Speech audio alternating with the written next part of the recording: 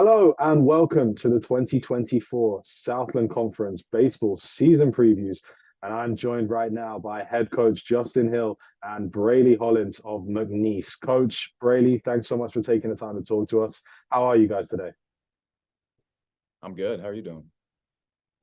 Doing great. Excited for the start of the season. And Braley, I'll start with you. You know, it's just a few days away now, and we're going to get to your particular opponents coming up here in just a second. But it must be a very exciting time of the year for you, ready to start 2024.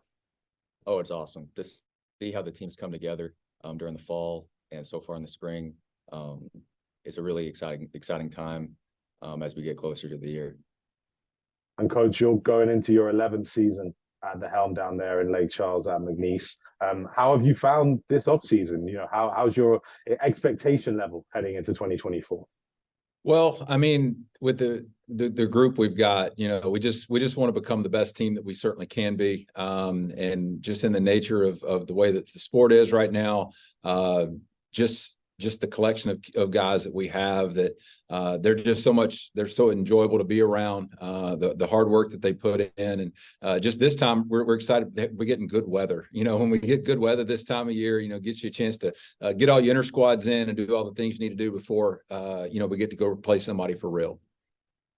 And speaking of playing somebody for real, we're going to start the season with a very stern test heading down to number 8 Texas A&M in College Station, and we'll get to a little bit more about your schedule later on. But Braley, for you, the opportunity to test yourself immediately against a top 10 opposition, how does that feel? Oh, it's going to be awesome. We know they have a good team, great atmosphere, and just preparing for that, knowing that that's who we're going to open up with. It's definitely some added motivation to just our day-to-day routine we do now. But Coach Hill always says that our target date isn't opening day. As cool as it's going to be to open up against a great opponent like A&M, to continue to improve 1% every day, no matter how awesome that's going to be, our target point is far past February 16th. So it's going to be awesome. We're excited, but we just want to get better every day. And coach, as you build this schedule, it's noticeable you have a large number of home series, but equally, as we've just said, going to A&M to start the season and also down to number 3, Arkansas in March. How do you go about building your schedule in order to, as Brady says, make sure you peak at the right time later on in the season? Well, the goal is always to be at your best or know where kind of how your team's going to line up once you get to conference play. Before that, you want to have some home games to be able to, stay in your own bed and try to get a good lay of the land there. But you also want to challenge yourself, and we'll have to be ready from the get-go. Obviously going to College Station and then headed up to Fayetteville on the 4th weekend. So I think we're going to be at the top of our game early, which is a little bit different task for us. But I don't think it's been no less exciting with those kind of things. And so it's good to know that Braley, they listen, they heard what I said on those things. If that's not the target, but I know everybody circles that. I mean, opening day is special. It's especially great when you have a chance to go to a place like that. That was such a storied tradition, a great ballpark, great fans. And so I'm sure they'll let us hear it a little bit once we get there. And coach, we know the nature of building a roster in college athletics is complicated. So we'll touch on the newcomers in a second. But in terms of the returning experience that you have, a huge number of seniors on this roster. So what does their leadership and their experience give you hope for achieving this season?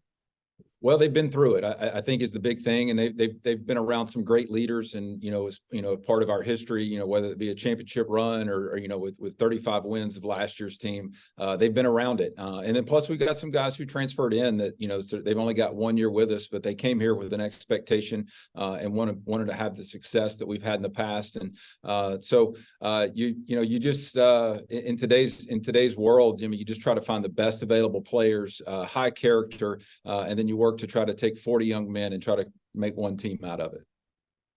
And then obviously, as you said, bringing in, high character young men and newcomers into this program. How many do you think we'll see become key contributors this year? Well, I don't know exactly yet. I mean, with how many ever pitchers you have, everybody kind of thinks, you got 8 to 10 pitchers, but, I think there's always a chance to have a little bit more than that, especially early in the year, with the pitch counts not necessarily all the way as high as they'll be once conference play starts. So I expect to see, quite a few guys, to see contribute early on. We've got some positions we feel like have been won, but there's still some battles that are happening right now. And some of those things will have to happen when the scoreboard's on. And so, it happens every year. What you start off with opening day isn't necessarily, how it lines up at the end of the year, or the middle of the year, or whatever it is. So it's just keeping an open mind with that, and the players, not necessarily being discouraged if they don't make that opening day lineup, but just, give them the opportunity to get better. And when the opportunity gets there for them to have success, and, give them every chance that they can. Braley, coach is talking about, opportunity, and you certainly made the most of your opportunities last year, and which was a fantastic individual season for yourself. As you kind of take a look around the locker room at what you guys have and what you've returned, where's your level of confidence in the continuity that you have from the 2023 roster to the 2024? Oh, very high. Me and the other returners, we talk about it all the time. To take what we learned from last year, and we've implemented it and improved it this year, we all feel super comfortable. We feel like we can carry on the tradition that McNeese baseball has set over the past, at least decade. So to make all the new guys feel welcome, like the guys from last year's team made us feel welcome, that's really our goal. And, talking about using last year and that continuity, obviously it didn't end the way you wanted it to, but that hosting of the championship and that run you guys went on was a very impressive stretch of games. So from that team to now, what lessons did you learn in that tournament that are going to help you here in 2024? That baseball is a crazy game, and sometimes games are decided by moments, especially in the high stakes. You got to be ready to bring it every day. You got to be ready for your moment. You don't know if your moment's going to be in the first inning or in the 14th inning. So it's something that you just got to be ready for your moment, be prepared at all times for everything. And it kind of falls back to your training. If you're not training to be ready in that moment, you might miss it. And coach, obviously it'll be a slightly different go round this year. Last year, you guys were playing hosts, and this time round down in Hammond is where we're going to have the Southland Conference Championship tournament. So obviously we've spoken about peaking at the right time, but winning, 4, potentially 5, maybe even 6 games in such a short space of time to become champions is really, really difficult. So how do you go about best preparing your team to try and accomplish that goal? Well, I think we'll know by the time if we're fortunate enough to get to that point, because that's something that's earned. We've got 56 scheduled, but everything after that you earn, and so obviously not getting ahead of ourselves on that. But we'll know a lot more about ourselves at that point in time, and we'll know a lot more about ourselves after the first weekend when conference play starts, and obviously toward the end. So I really like the group. We got a bunch of guys that have maybe not have had the opportunity to be in the position that they're in, whether it be a starter, whether it be a leader on the team. So we got a bunch of first timers, and so there's a certain energy about that when you have a group that's hungry to kind of prove themselves a little bit. So I'm excited to get started. It's not quite time for us to get there. We'll it'll be here soon enough. But I'm enjoying to see what this team does this year. And just lastly for you, coach, we touched on your longevity at the helm of McNeese, but what that also means is you have longevity here in the Southland Conference, right? So as you look across the league right now and the landscape of the Southland, how do you view Southland baseball right now in comparison to other leagues around the country? Well, obviously my history here in the league, the thing I always notice is how competitive every single game, every single weekend is, and you've seen it over the past few years how not just games separate teams, but plays separate teams. I think we were one game away from being in third place last year versus having to play in the play-in game. So it's just a totally very competitive league. A lot of credit to the coaches that have been in this league. How well they prepare their team, their good coaches. They teach a tough brand of baseball, and that just goes to show you, when you look up and see teams in how well they do in the non-conference play when they're playing Southland Conference teams. So we kind of root for each other, when we're not playing each other, and but it just goes a lot of credit to the coaches, head coaches, and the coaching staffs, and the tradition that we've had in this league. And Braley, lastly for you, I just want to kind of get to know a couple of your teammates a little bit better. So take me inside the locker room. If you were going to pick a teammate who would be the best placed player to eventually replace Coach Hill as a head baseball coach one day, who would that be? Man, that's a great question. I can't wait to hear this answer. Man, let me think about a few guys. Man, let's see here. I think